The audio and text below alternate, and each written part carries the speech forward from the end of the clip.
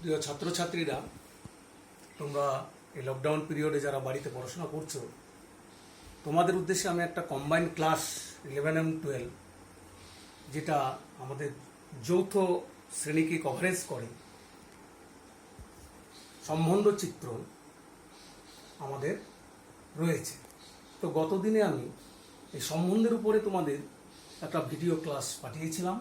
তোমরা হয়তো ইতিমধ্যেই সেটা বাড়িতে দেখে ফেলেছো এবং ব্যাপারটা আত্মস্থ করেছো। তো আমি আজকে তোমাদেরকে এর পরবর্তী যে সাব সেকশনটা রয়েছে, সেখানে চিত্রণ এবং তারপরে রয়েছে দ্বিনিধানী প্রক্রিয়া। তো আজকে চিত্রণ সম্বন্ধে তোমাদের ধারণা এবং কিছু অঙ্ক কষে দিচ্ছি, সেগুলো তোমরা বাড়িতে করবে। তো 11কে বলবো যে তোমরাও একটু ফলো করো, কভারেজ করবে। কিন্তু এখানে এই চ্যাপ্টারের এই যে অধ্যায়টা রয়েছে, এখানে রয়েছে সম্বন্ধ চিত্রণ 12-এর ক্ষেত্রে, আর রয়েছে বিপরীত বৃত্তীয় অপেক্ষক, ইনভার্স সার্কুলার ফাংশনস। তো টোটাল 12-এর ক্ষেত্রে এটা আমাদের ফাইনালে, এইচএসএ ফাইনালে আমাদের থাকে 8 মার্কস থাকে, 8 মার্কস টোটাল মার্কস থাকে 8।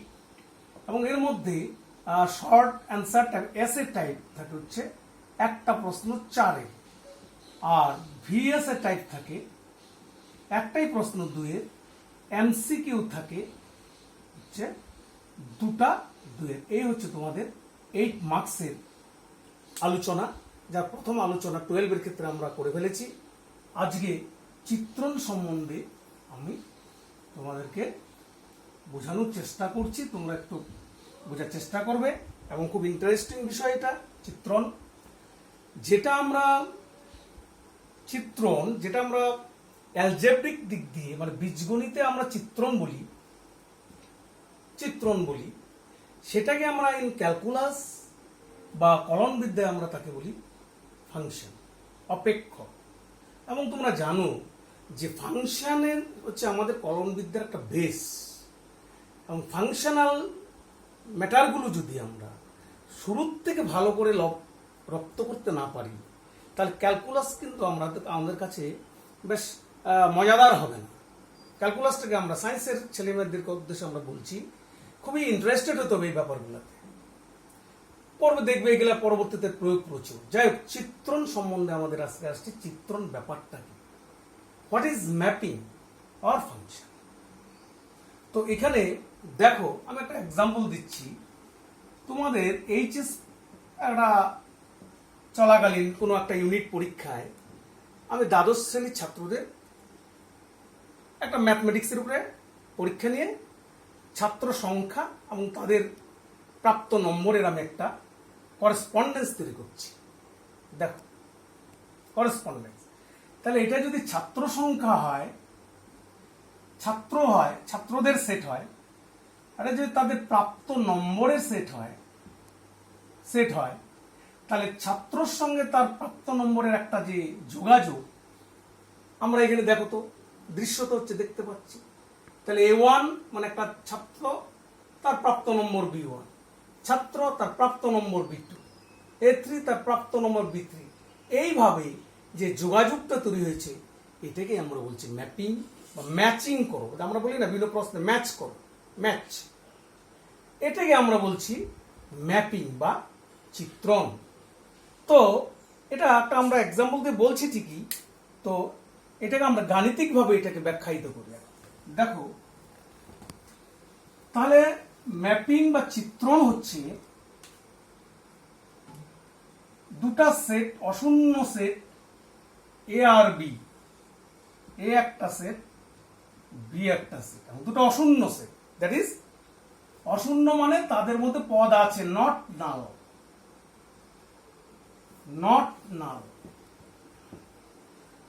তো একটা করেসপন্ডেন্স মানে যোগসূত্র দুটা সেটের মধ্যে, বা নিয়ম, নিয়মটাকে এফ ধরেছি, যোগসূত্র, বা এফটাকে আমরা নিয়ম, রুল, বা আমরা এটাকে বলতে পারি একটা সিস্টেম, পদ্ধতি, সিস্টেম। বা আমরা যোগসূত্র পড়তে পারি, যোগসূত্র যাই বলো না কেন, অনেক বই অনেক রকমের লেখা আছে। করেসপন্ডেন্স, করেসপন্ডেন্স, বা আমি বলতে পারি এটাকে সম্বন্ধ, গতদিন আলোচনা করেছি রিলেশন। তাহলে এই এফ স্ট্যান্ডস ফর এই হতে পারে। তার মানে একটা নিয়ম বা একটা যোগসূত্র দুটা সেটের মধ্যে, এই দুটা সেট এ এবং বি এর মধ্যে আমি স্থাপন করব। তো সম্বন্ধ যেহেতু বলেছি, তাহলে চিত্রণ হবে এক বিশেষ ধরনের সম্বন্ধ, একটা স্পেশাল রিলেশন, যেখানে এ সেটের প্রত্যেকটা এলিমেন্টের সাথে,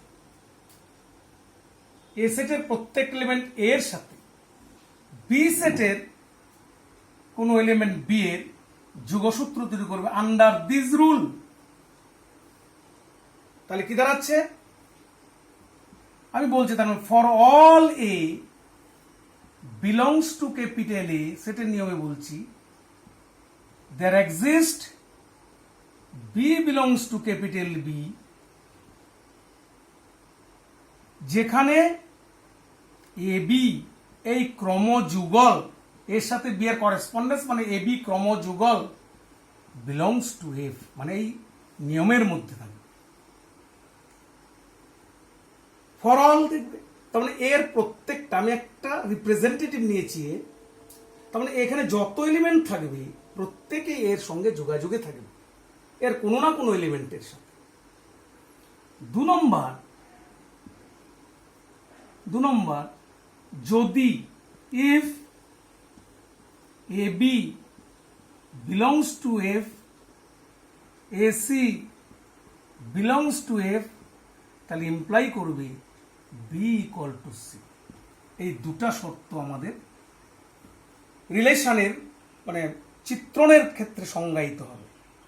এটা অর্থ হচ্ছে এ যদি বিতে যায়, আবার এই যদি আবার সিতে যেত, তাহলে বিসি একই হয়ে যেতে হবে। তার মানে এইখানে কোনো একটা এ সেটের কোনো পদের এই সেটে একাধিক তার সঙ্গে যোগাযোগ থাকতে পারবে না। ঠিক আছে, এটা হচ্ছে 2 নম্বর। এটার একটা ব্যাখ্যা আমি দিচ্ছি। তার মানে এই হচ্ছে একাধিক পদের সাথে যোগাযোগ থাকতে পারবে না। তার মানে এখানে কোনো একটা পদের এই সেটের একাধিক পদের সাথে যোগাযোগ থাকতে পারবে না।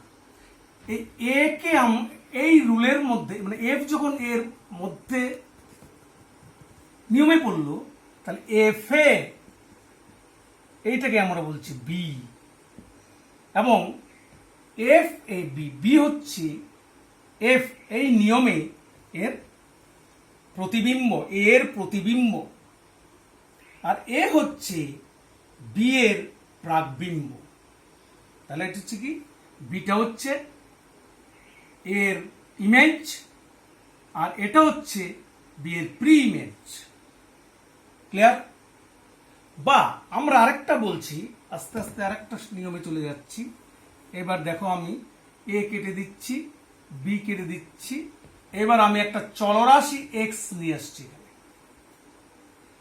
এই নিয়মে এখানে আরেকটা ওয়াই, এক্স এর সাথে ওয়াই এর, প্রত্যেকটা এক্স এর সাথে ওয়াই এর এক্ষেত্রে একটি এবং কেবলমাত্র একটির সাথে একটি সম্বন্ধ যদি হয়, তাহলে আন্ডার দিস রুল আমরা বলতে পারি এফ এক্স, যেটা বিলংস টু বি সেট, এটাকে আমরা বলছি y is equal to f x for all x belongs to A. এই হচ্ছে অপেক্ষকের সংজ্ঞা। দেখো চিত্রণ থেকে কিভাবে আমরা সম্বন্ধ করি, আমরা সম্বন্ধ, তার মানে চিত্র মানে একটা বিশেষ সম্বন্ধ, সেখান থেকে কি করে আমরা দুটা চলরাশির মধ্যে একটা সম্পর্ক তৈরি করেছি, that is called y is a function of x, বা f maps, f maps, f maps A, একে ম্যাপ করছে, আগে ছিল into B, f maps A into B, বা f is a function from A to B, এটাকে এরকম লাগা হয় f such that x to y, বা f is a mapping from A to B, বা আমরা বলি y is equal to f x. এই হচ্ছে গাণিতিক ব্যাখ্যা আমাদের চিত্রণের, ঠিক আছে, ম্যাপিং এর। ভালো করে চেষ্টা করো, বইটা ভালো করে দেখবে। এইবার আমরা আসি ম্যাপিং কত রকমের হতে পারে। ম্যাপিং কত ডিফারেন্ট টাইপস অফ ম্যাপিং। এই ক্ষেত্রে আমরা বলি, এখানে বলি চিত্রণের সংখ্যাটা আমি একটু, এখানে একটা শর্ট প্রশ্ন থাকে, চিত্রণের সংখ্যা, নাম্বার অফ ম্যাপিংস। এ একটা সেট, বি একটা সেট, এ হচ্ছে mapping rules, under this rule map করছে, রিলেটেড করছে, করেসপন্ডেন্ট করছে এর পদের সঙ্গে এর পদের, এর এক্স এর সাথে ওয়াই এর। তো মনে করি যে এ সেটের পদ সংখ্যা হচ্ছে এম, বি সেটের পদ সংখ্যা হচ্ছে এন। এখানে এম সংখ্যক এলিমেন্টস আছে, এখানে এন সংখ্যক এলিমেন্টস আছে। তাহলে নাম্বার অফ ম্যাপিংস কতগুলো তাহলে সম্বন্ধ এখানে, বা কতগুলো চিত্রণ তৈরি হতে পারে এটা দেখো। যেহেতু এখানে এম সংখ্যক আছে, এখানে এন সংখ্যক, এম সংখ্যক এলিমেন্টস আছে, এখানে এন সংখ্যক এলিমেন্টস আছে, তাহলে এর প্রত্যেকটা এলিমেন্ট একটা যদি ধরি, এর সাথে এন রকম ভাবে রিলেটেড হতে পারে, পরেরটাও এন রকম ভাবে রিলেটেড হতে পারে, পরেরটাও এন রকম ভাবে রিলেটেড হতে পারে। তাহলে এই এম সংখ্যক এলিমেন্টস তারা এত রকম ভাবে এম সংখ্যক রিলেটেড হতে পারে, তাহলে হয়ে যাবে n to the power m. এটা বলা হয় number of A, number of A, B, number of B to the power number of n to the power M.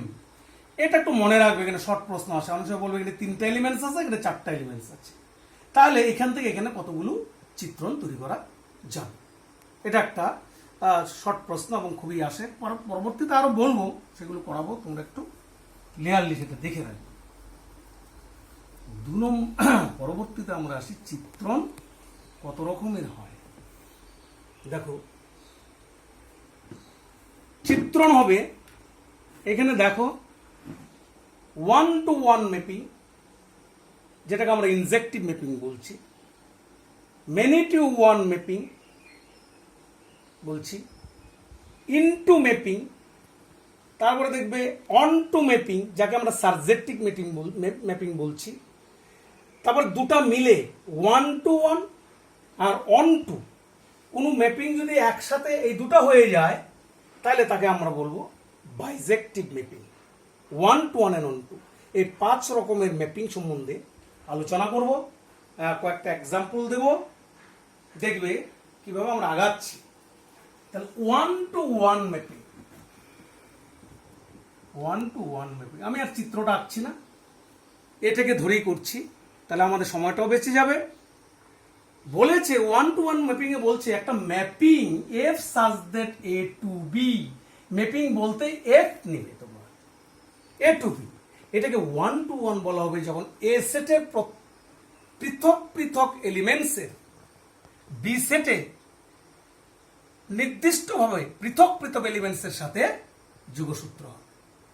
তার মানে ম্যাথমেটিক্যালি বলতে কি দাঁড়াবে, তার মানে for all x y belongs to A, যেখানে x not equal to y, এটা যদি আমরা নেই, তবে f x not is equal to f y যদি ইমপ্লাই করে x not equal to y, বা f x equal to f y এটা যদি ইমপ্লাই করে এক্স ইকুয়াল টু ওয়াই, তাহলে আমরা বলবো এই ম্যাপিংটাকে 1-to-1 ম্যাপিং। এই হচ্ছে ম্যাথমেটিক্যাল ম্যাথড। আমরা যখন অঙ্ক করবো এইভাবে, যেমন একটা এক্সাম্পল দিচ্ছে, তোমাদের একটা এক্সাম্পল দিচ্ছি, লিখেছ, মুছে দিচ্ছি। তো 1-to-1 ম্যাপিং এর একটা এক্সাম্পল দিচ্ছি, যেমন মনে করো তোমাকে বললো এফ একটা ম্যাপিং এ টু বি এইভাবে আছে যে এফ এক্স ইকুয়াল টু মনে করো 2x প্লাস 3 এই আন্ডারে আছে 2x প্লাস 3 বলো এই ম্যাপিংটা 1 to 1 কিনা দেখো। তাহলে এই যে অঞ্চলটা যেখানে আমরা এ সেটটা থাকে এটাকে আমরা বলছি সংজ্ঞার অঞ্চল, এটাকে বলছি আমরা সহ অঞ্চল। তাহলে সংজ্ঞার অঞ্চলে আমরা দুটা পদ নিলাম এ সেটের মধ্যে, নিয়ে আমরা করলাম কি fx বের করলাম 2x প্লাস 3, fy বের করলাম 2y প্লাস 3। এইবার fx ইকুয়াল টু fy ধরে নিলাম, দেখি ধরে নিয়ে কি হয়। তাহলে 2x plus 3 is equal two 2y plus 3, দেখবে এখান থেকে চলে আসবে 2x ইকুয়াল টু 2y, তার মানে x ইকুয়াল টু y। তাহলে 1 to 1 ম্যাপিং এর শর্ত সিদ্ধ হচ্ছে। তাহলে এই ম্যাপিংটা হচ্ছে 1 to 1 ম্যাপিং। বুঝতে পেরেছো? আচ্ছা, আরেকটা এক্সাম্পল তোমাদের দিচ্ছি 1 to 1 এর। দেখো তোমাকে বলছে একটা সেট এ 1 2 3 4 5, আরেকটা সেট বি, এটা হচ্ছে 2 3 4 5 6 এরকম। বললো এদের মধ্যে কি রিলেশন আছে। তাহলে আমরা F such that A to B, এখানে দেখো এটা যদি এক্স বলি তাহলে x tends to x by x plus 1। দেখো কারণ 1/2, সরি এটা 1/2 1/3 1/4 1/5 1/6 সেটটা ভগ্নাংশ হিসেবে আছে। তাহলে এক্স 1 প্লাস 1/2 তাহলে 1/2, তাহলে 2/3, তাহলে এখানে হচ্ছে 1/2 2/3 3/4 5/6 এই কটা নিলাম, তৈরি করে নিলাম 5/6 1/2 2/3 3/4 5/6 3/4 5/6 6/7 এরকম নিচ্ছি। 1/2 2/3 3/4, আরেকটা আসবে 4/5 মাঝখানে ধরে নিবে 6/7 এরকম আরো আছে সে। তাহলে দেখো তো এফ অফ 1 তাহলে কত হচ্ছে, এ সেটের একটা এলিমেন্ট এফ অফ 1 কি হচ্ছে 1/1 প্লাস 1 তাহলে 1/2। এফ অফ 2 কত হচ্ছে 2/2 প্লাস 1 তাহলে 2/3। এইভাবে F3 আসতেছে 3/4, F4 আসতেছে 4/5 এটসেট্রা, এইভাবে যাচ্ছে। তার মানে কি দাঁড়াচ্ছে, এর প্রত্যেকটার সাথে এর প্রত্যেকটা করেসপন্ডেন্স তৈরি হচ্ছে, প্রত্যেকটার সাথে প্রত্যেকটার করেসপন্ডেন্স 1/2 2/3 3/4 4/5 5/6 ইত্যাদি। এখানে আরো একটা থাকতে পারে, সেটা ফাঁকা থাকতে পারে বি সেটে, যাদের সাথে এ সেটে কোনো যোগাযোগ নয় সেটা হতেই পারে। তো এই যে যোগাযোগটা তৈরি হলো, এই যে করেসপন্ডেন্সটা 1 to 1 করেসপন্ডেন্স বলে এটাকে, এটাই তাহলে আমরা বলতে এটা এক এক চিত্রণ। এবং এখানে অপেক্ষকটা তখন আমাদের সংজ্ঞায়িত হবে fx equal to x by x plus 1, এই নিয়মে আবদ্ধ। রুলসটা হচ্ছে এটা, এটাকে আমরা বলছি একে চিত্রণ। ক্লিয়ার? বুঝতে পারছো? আমি ছবি দেখে আর দেখালাম না, এইভাবেই তোমরা একটু এঁকে নিয়ে সার্কেলের মধ্যে পথগুলোকে বসিয়ে একটু দেখে নিবে 1 to 1 ম্যাপিং। এবার মেনি